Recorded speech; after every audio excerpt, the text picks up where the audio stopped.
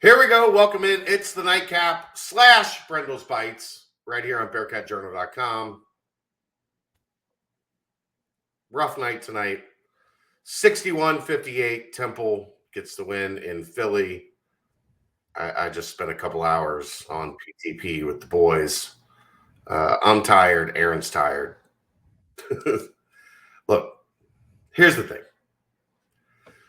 When you make 5 shots in the entire second half, you're 5 of 29 from the floor, 1 of 14 from three-point range, and you scored 21 points, it's a pretty good chance you're going to lose. And guess what? That's exactly what happened. They had 9 assists.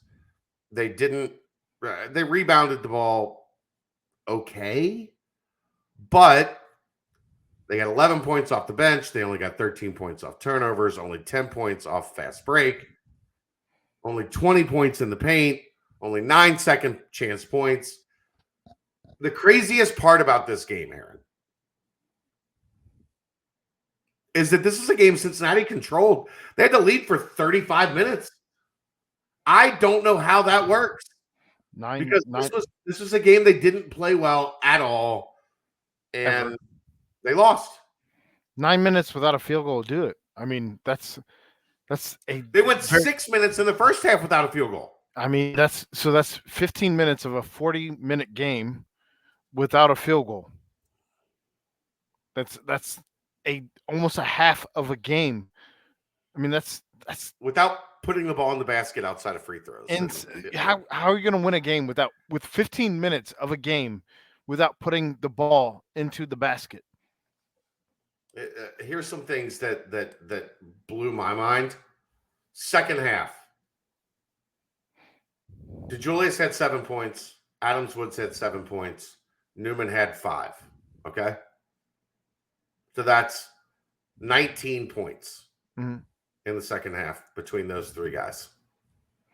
Abdul-Ado, 10 minutes, no points.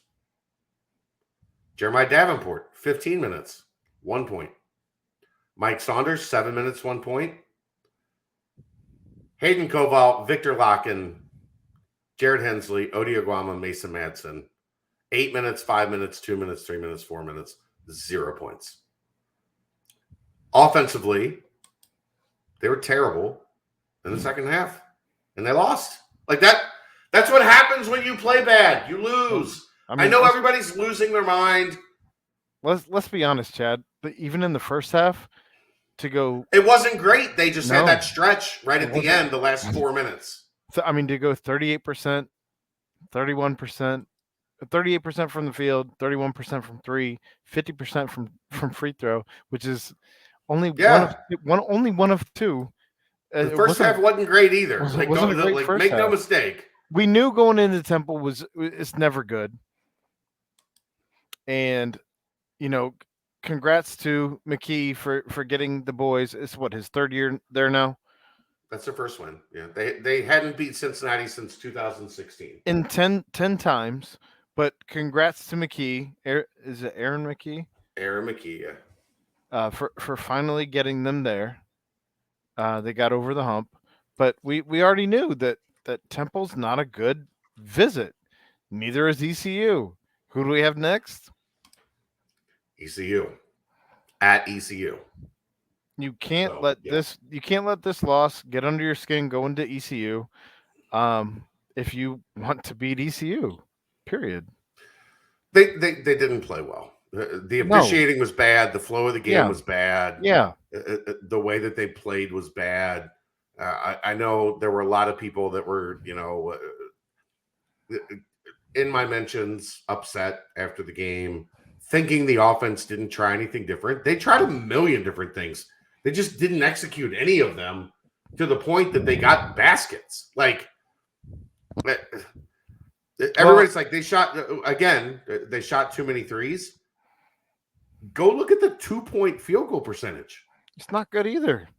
They didn't score close. They didn't score far. 20 of 68, 5 of 29 in the second half from 2. Well, I They guess could that's not. total. Well, Guess you got that's to take total. the. You Yeah. got to take so 25. So four of four of 15. 25. Or Well, 15. Yeah, I was 4-15. 4-15. Yeah, 4-15. Also bad. Also bad. There was just nothing about the offense that was good. So Well, if and you're you mad talked. about it, I get it. I was gonna say you talked about it on PTP, but like just to kind of double back, like one of the things that we gave credit to Wes Miller with the Hayden Koval shot was that it worked. Yeah, And this time tonight it didn't work. it didn't. He had multiple open looks that didn't work. So, let's do you want to do like the Well, the before you go Brendel's in, Bites portion of this? no, but before you go any further, I know we just got right into the game as well. We Oh should yeah, because Galactic fried chicken. that's where I was going. Yes, Yeah. got to support the people who support us. So You're running the Danko banner though. I'm tired. I'm sorry. There you go. I thought I had the right one. GalacticFriedChicken.com. Download the app for Android, iPhone, everything Galactic. Another big day. There were multiple other tweets today about folks that were BCJ members or people that follow on Twitter that were at Galactic. All of them satisfied with their meal. So yeah, there's a trend. Go to Galactic. Positive will prevail. Be happy. Even if the Bearcats lose a game, you'll be happy that you ate their chicken and tasted that sauce. Sauce. Just saying. The Brendel's Bites thing, okay. The storyline was the offense was terrible. Like I don't know what else to tell you. Like there was one player in double digits. They were 20 of 68 from the floor for the game. They were 7 of 33 from three, 11 of 18 from the free throw line. They had 9 assists on 20 made field goals. Not great. 25 personal fouls. If They we're turned comparing it over 10 times. If we're comparing this to the Tulane loss, which one was worse? The Tulane loss, because that was effort, right? Like the First Tulane half, loss was, like that was effort related. That was they just didn't play hard. I thought they played hard. If they didn't play hard, they would have lost this game by 40. Don't schedule a game on New Year's Day. That's the American. UC has nothing to do with that. That's the American way, the American tradition. As an American, I don't want a game on New Year's Day because I'm busy celebrating New Year's Eve. You're busy recovering from New Year's Eve. That's fine. Player of the game was probably pretty clearly David DeJulius. He was the one at the end that did everything he could. I'll give it honorary to mention. Win the game. John Newman was fantastic. That was my honorary mention. I mean, just cleaning up all over on 9 rebounds, 5 on the offensive end, 9 points. No one close to him on offensive rebounds. No. The nearest one was Odie with 2. He had 5. No one and there's 2 accredited to the team. I don't know what that means. That just means the ball goes out of bounds and it becomes your ball. So nobody gets credited with it, whatever. Or there's a foul. They just didn't play well. Like, I don't know what else to say about it. There's no excuses.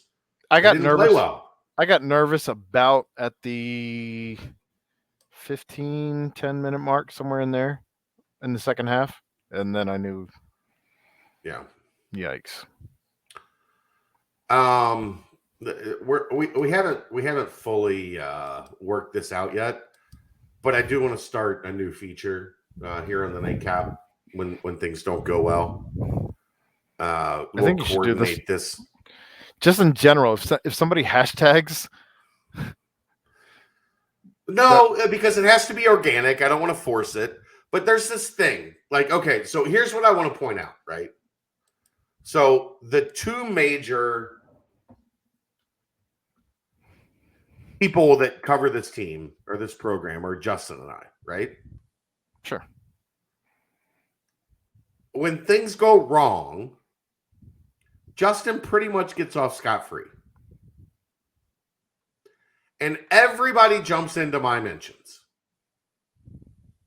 So I was kind of joking around with it tonight, and I thought we should start a segment called I'm Mad, Tweet at Chad, which is, what happens when things don't go right. When things go right, nobody tweets at me. Nobody's in my mentions. When things go wrong, my mentions look like a slot machine.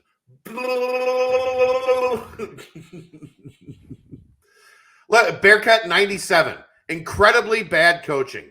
Call a timeout. Set up a play. Get out and run. Chew the refs. Westlook lost tonight. What in the world do you think the solution is for your team can't make a shot? Sub in the offense that can make a shot, Chad. Yeah, run the make a shot offense, you dumbass coach.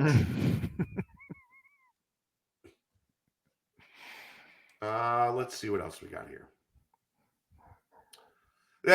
Kevin and I also we made nice as things went on, but he was coming at me pretty hardcore. You blame the refs for the loss when Cincinnati shot 29% and had a 14-point lead in the second half. Oh no, Kevin. We talked this out. I didn't blame the refs for a loss. I never say a loss is on the refs, but I'm allowed to say Doug Sermon sucks at his job. I complained about Pat Adams Thursday night last week, and UC won by 20 or whatever the hell the final score was, right? Me complaining about refs is never about they cost UC a game or they didn't cost UC a game. It is always about that is a bad official and they need to be held accountable. So I will continuously call them out. If you go look at my timeline, you know what I also did?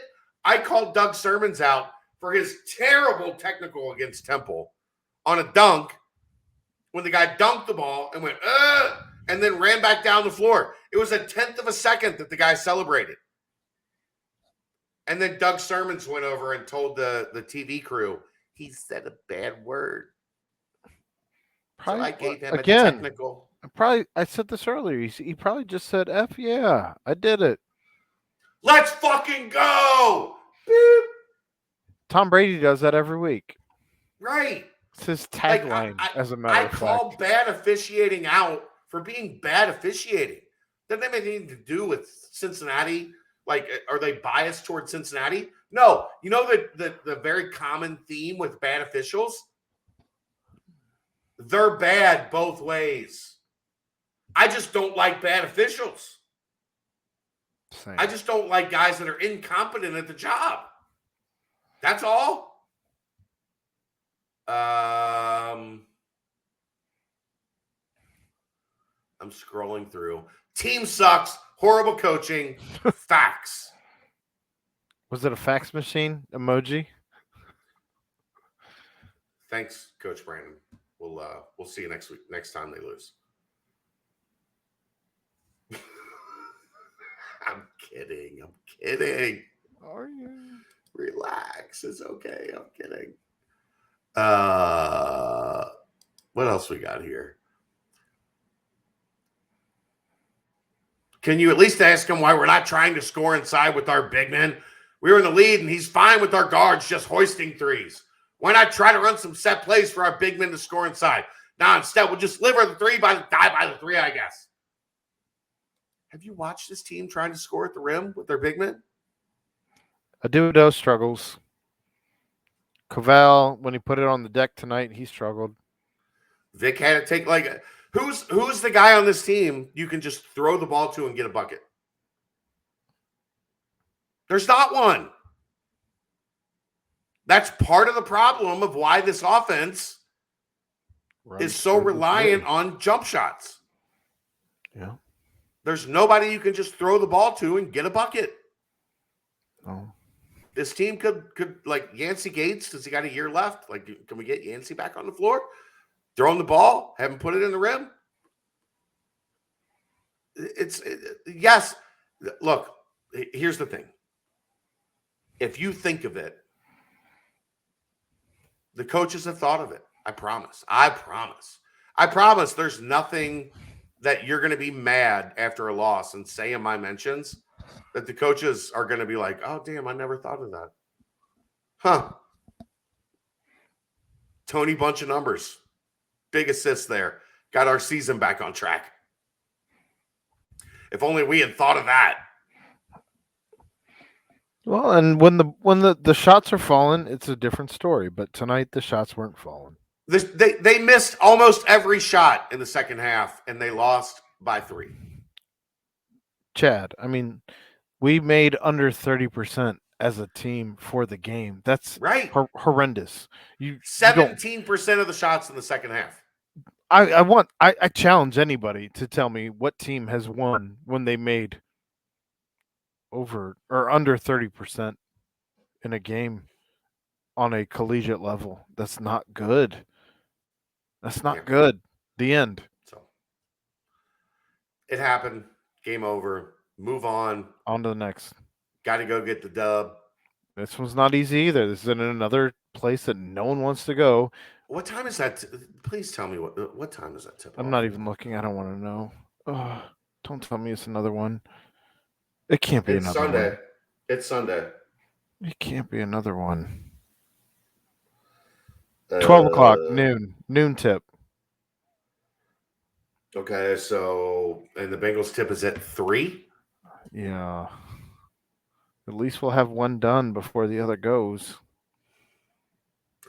At least it's not 9, right? Right. That's the silver lining, right? Okay. Go into ECU for a noon tip and get the hell out of there. Maybe. It's like 1 o'clock in the morning. I'm going to bed. Good night, everybody. Thanks for watching. And enjoy watching in the morning. For everybody. Eat tendies at Galactic. Yeah. Get some Galactic sauce, some ranch, whatever. It'll wake you up. Kickstart your day. We'll see you tomorrow for night. Lunch. It's the Nightcap, brought to you by Galactic Fried Chicken, right here on BearcatJournal.com. See ya.